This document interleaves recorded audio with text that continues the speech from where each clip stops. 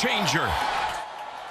Australian Adam Scott came from the land down under to the top of the Masters leaderboard, but it wasn't easy. It took 4 whole rounds plus 2 playoff holes for him to get that green jacket. And what is going through a player's head when it is all happening? We have golf coach and expert Greg Lombardo to kind of answer a few questions. So let's start off with the match itself. So we had Adam Scott and Cabrera. What was that sort of matchup like?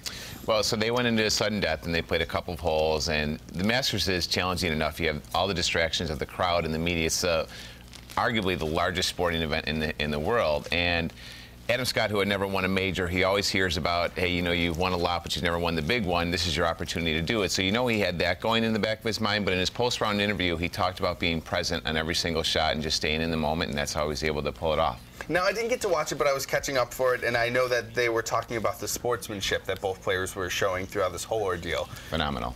Phenomenal. Yeah, actually, Adam Scott hit a great shot to the green, and Angel Cabrera had walked in front of him, and he gave him the thumbs up as a way to say great shot, which is amazing when you're playing in sudden death at the Masters to have that kind of sportsmanship. Now, this is the first time in the 77 years of the Masters that Australian has won it. So what does this mean for, you know, that country as a whole? Sure.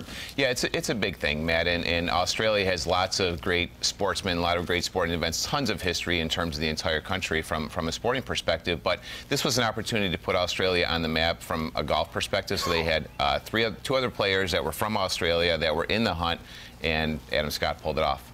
Now, we have to talk about Tiger Woods. Now, Tiger Woods had a kind of controversial ball drop, but I don't quite understand, so you have to kind of break it down for me. Sure. Yeah, what had happened was he had an illegal drop, and they had called it after the round was over. So even though Tiger had admitted that it was an illegal drop, he did receive a 2-stroke penalty. But I'm not going to say what my viewpoint is on it, but you know, the rules are the rules, and that's what happened, and the game goes on. Now, didn't he also fail to write that down?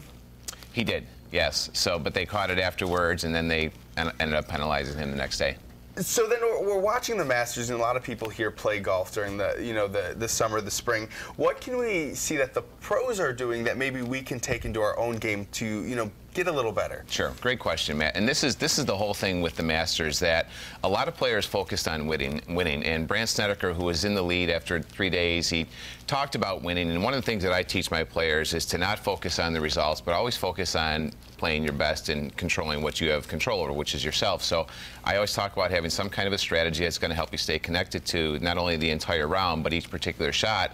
And you don't get focused on the results. You get focused on what you have control over, which is just yourself. And I'm sure that will make the whole game a little bit more enjoyable. Thank you so much for coming in, Greg. Thanks, Matt. Right now, we're going to head back into the Kitchen World Kitchen.